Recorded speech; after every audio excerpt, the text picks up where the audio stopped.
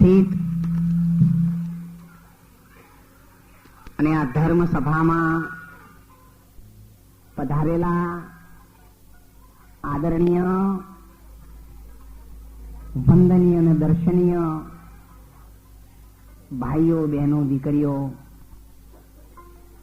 વડીલો, સજ્જનો, સંતો ને મહંતો, મંડળના પ્રમુખશ્રી, મંડળ પરિવાર,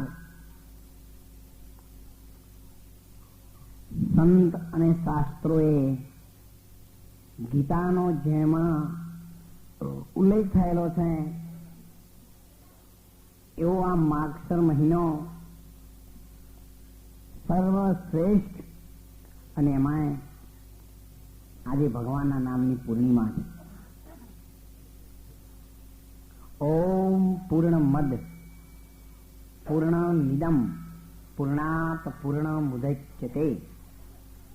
બધી જ વસ્તુ પૂર્ણની અંદરથી આવેલી છે અને અપૂર્ણતા વાળી છે. પણ ધીરે ધીરે જયારે અપૂર્ણતા નાશ થશે ત્યારે એક વખત એ પૂર્ણમાં જઈ અને સમાઈ જશે.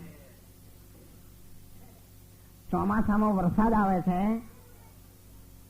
ત્યારે કેટલાક વરસાદના ટીમ્પા સીધા સમુદ્રમાં પડે છે, એટલે તરત જ સમુદ્રને મળી જાય. કોઈ નદીઓમાં પડે એ વળી ધીરે ધીરે 4-8 દાડે 15 દાડે મળી જાય.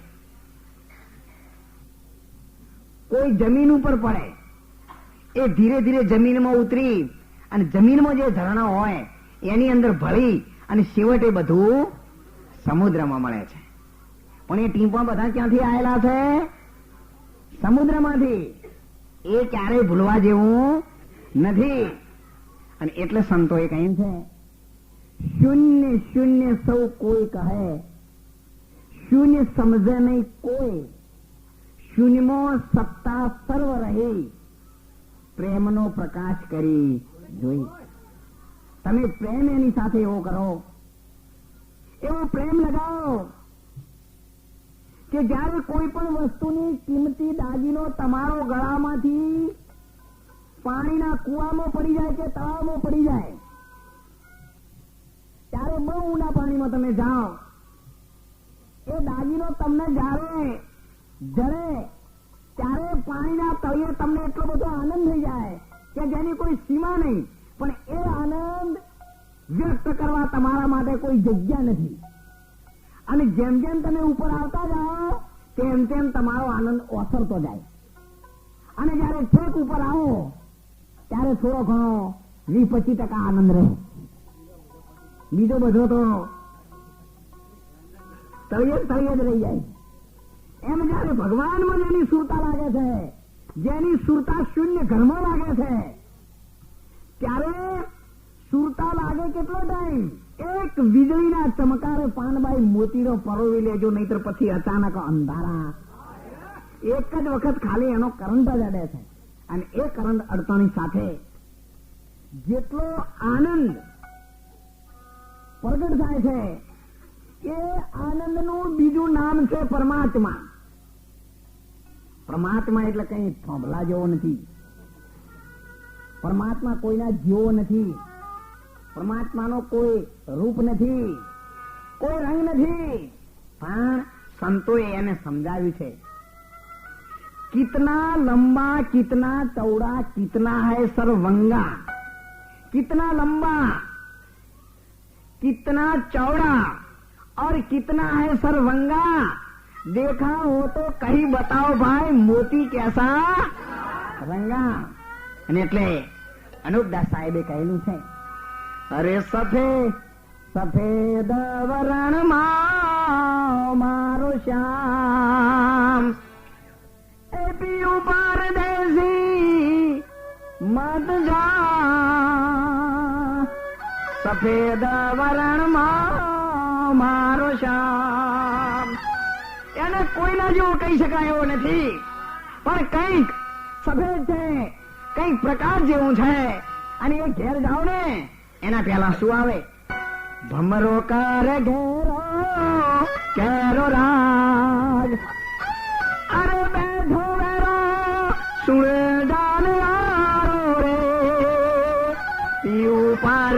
તુલસી માત જાઓ. ભાઈ તારે પરમાત્માને શોધવા માટે કોઈ જગ્યાએ ભોફો મારવાની જરૂર નથી. બંદા મુझे કાहे ઢूंढत है वृंदावन में, मैं तो आकर बसा हूं तेरे तन में. પણ આ ક્યારે? પહેલા તો શૂન્ય હતું, સાંભળો, નતું કોઈ સ્થાન. અગમ અલોપ વસ્તુ હતી, નતું તેનું કોઈ નામ કે નિશાન. તેમાં સત્તા સર્વ હતી, જેમ સૃષ્ટિ લીલાની માય. એક બીજમાં મોટો વડ છે અને ફળફૂલ તેની માય. પ્રેમ પુરુષને પ્રેમ હોવો, જબ રૂપ જોવાને કાજ. પરમાત્માના અલગ પુરુષને એક વખત પ્રેમ પ્રગટ થયો કે હું કેવો છું, એવું જયારે એમને જોવાની ભાવના જાગી ત્યારે શૂન્યની અંદરથી એક રેલો ઉતર્યો, એટલે શૂન્ય મટી જઈને એકડો થયો.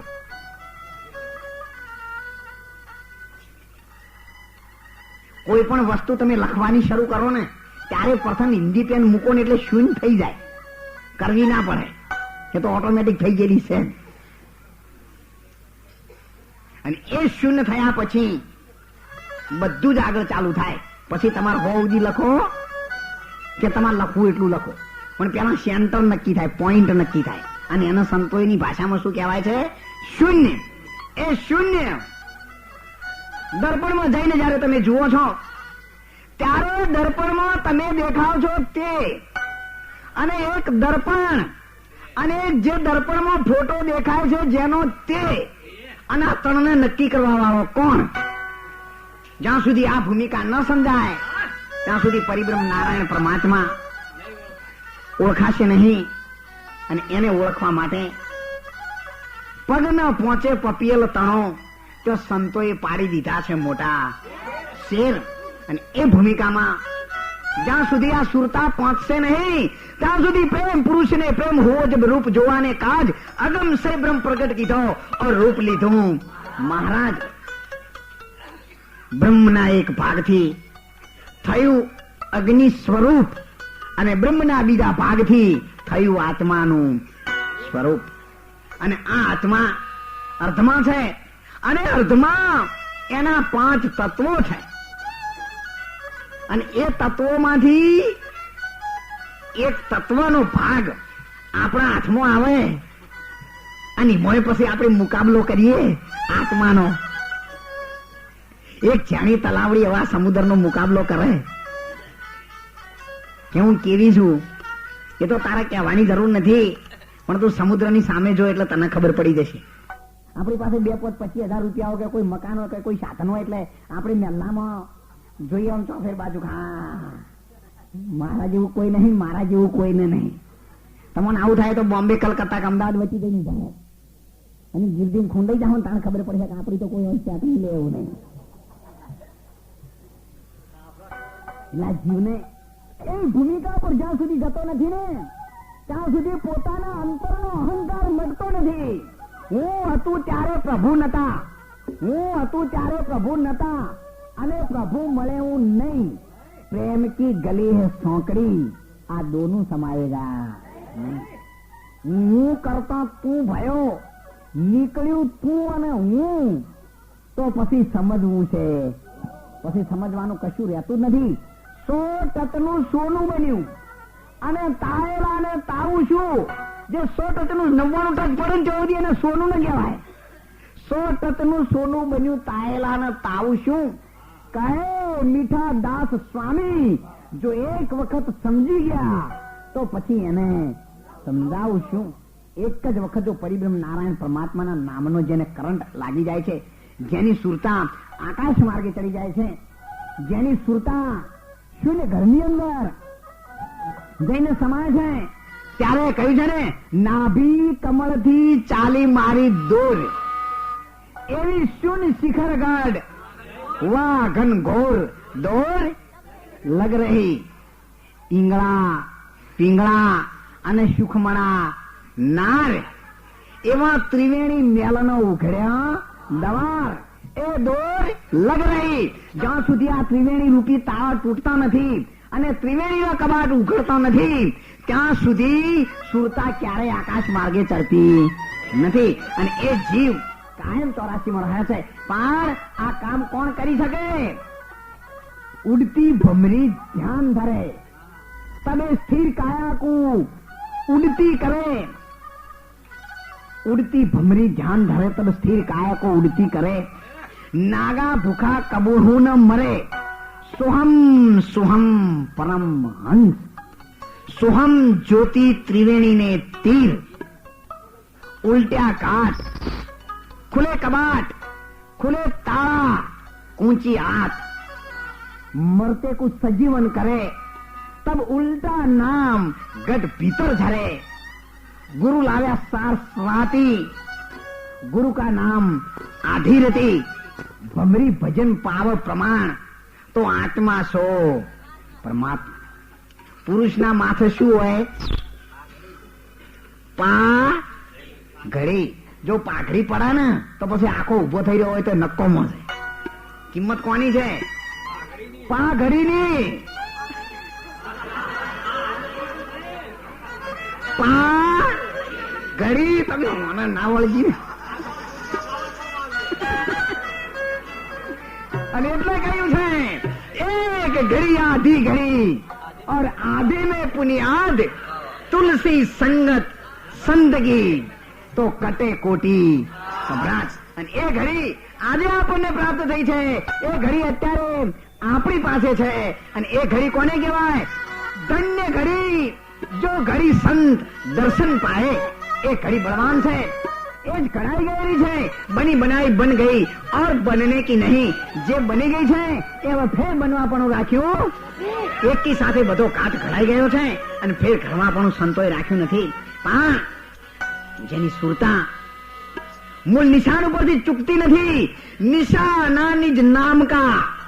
પેલા તો આપણું નામ ક્યાં છે એ તમને નક્કી હોવું જોઈએ. નિશાના નિજ નામ કા. નિજ નામ કોને કહેવાય? આ દેહમાં બુંદ છે ને એ નિજ નામ છે. ઓબો વાયો તો કેરી દેખાણી, લેબડો વાયો તો લેબોળી દેખાણી. બધાને જેવો બીજવારો વાયો એ બધો તરીને ટોચ ઉપર આવ્યો છે. એ મોટામાં મોટી ભૂલ છે. બધાને બીજવારો તો તરીને ટોચ ઉપર આવે જ છે. પણ એના ભેદી છે, એના કરામતી છે, એના જે મલમી છે એ વસ્તુને એ પ્રાપ્ત કરી નાખે છે. નહીતર કહે છે ને, એક અનવર સંત કાજી સાહેબે કહ્યું છે, અરે સખી બરાબર તાલ વાગે છે. સખી હરી મળવાને કાજ પાણ દઈએ. સંતોએ લાવીને ત્યાં બતાવી દીધું છે. શૂન્ય ઘરની અંદર જેની સુરતા સમાય છે, જીરે ચેલા જપીલે અજંપાના જાપ એ કટે પાપ તારા. પણ જેની સુરતા એ શૂન્યમાં સમાય એના ઉઘડે અગામ. પણ સુરતા શૂન્ય ઘેર જઈને સમાય ત્યારે ને. પણ આ તો સુરતા ને કોઈએ પૂછ્યું, આટલા વર કેમાં રહી તું કુંવારી, એ જોડી લો વર મને ના તો મરો. સુરતાએ પોકાર કરીને કહ્યું કે મૂર્ખ તું મને શું પૂછે છે?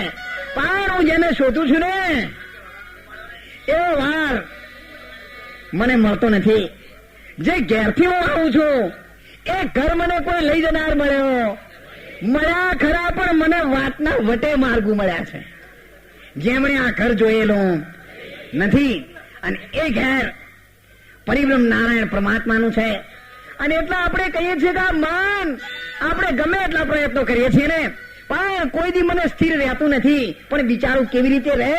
એને જે ઘેર લઈ જવું છે ને એ ઘર તમે નહીં બતાવતા. એને તમે બંગલો બતાવો છો, એને તમે ગાડી બતાવો છો, 2-4 દાડા રહે પણ કે ના આવ્યું નથી. બીજું છે, હું જે ઘર નક્કી કરીને આવ્યો છે ને એવું ઘર આ જગતમાં કોઈ કે બતાવેલું નથી. અને એને એવા ઘેર જવું છે એટલે ફોફા મારે છે. અને એ ઘર ક્યાં છે? ત્યારે સંતોએ કહ્યું છે ને, મને તું તો દરિયાની લહેરો સમાન છે.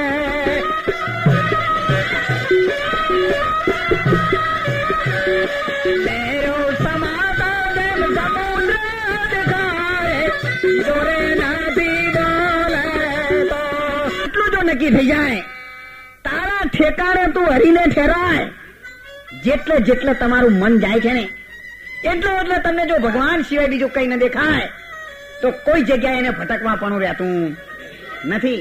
જેટલે દ્રષ્ટિ પસારીએ એટલે દેખાય દીનો નાથ. ત્યારે સંતોએ કહ્યું છે, શામળિયાની સાથે તો સુરતા લહેરો લે છે અને ત્રિવેણીના ઘાટે એ અનુભવની વાતો કે છે.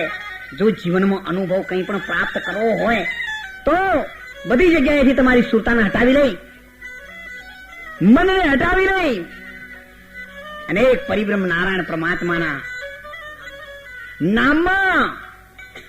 નામથી આગળ વધીને જાઓ તો પછી અનહદ ગાન, અને એનાથી આગળ જાઓ તો સંત રવિ સાહેબ, ભાણ સાહેબ, કબીર સાહેબે કહ્યું છે, હદ બેહદ और अनहद के आगे अधर रहे कीर्ताना.